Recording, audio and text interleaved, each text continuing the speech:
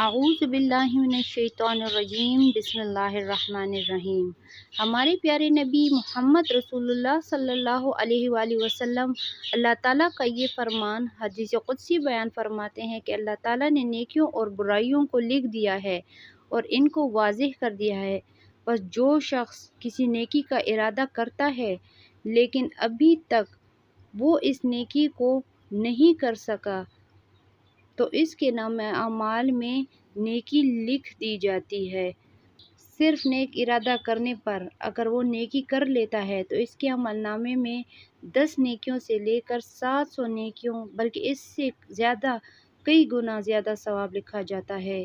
آئیے نیک اعمال خود بھی سیکھیں، اوروں کو بھی سکھائیں، ان پر عمل کر کے اللہ تعالیٰ کے محبوب بن جائیں۔ نیک عمل ہمارے پیارے نبی محمد صلی اللہ علیہ وآلہ وسلم نے فرمایا، سب سے بہترین صدقہ یہ ہے کہ ایک مسلمان علم یعنی قرآن و سنت کو سیکھے پھر دوسرے مسلمان بھائی کو سکھائے۔ نیک عمل نمبر 2، نبی علیہ السلام نے فرمایا، تم میں کسی کا اللہ کے راستے میں تھوڑا قیام کرنا افضل ہے کہ اپنے گھر میں 60 سال نماز میں گزارے۔ نیک عمل نمبر 3، رسول اللہ صلی اللہ علیہ وآلہ وسلم نے فرمایا، جو شخص ہر نماز کے بعد آیت الکرسی پڑھ لیا کرے، اس کو جنت میں لے جانے سے صرف اس کی موت اس کو روکے ہوئے ہے۔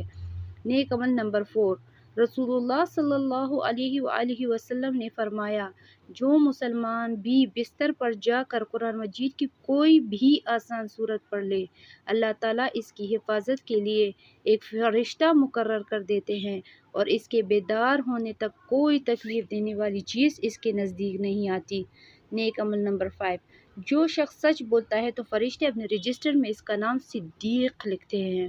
اللہ تعالیٰ ہمیں بھی نیک اعمال کرنے کی توفیق عطا فرمائے اور ہمیں اپنے دین پر پورا عمل کرنے کی توفیق فرمائے۔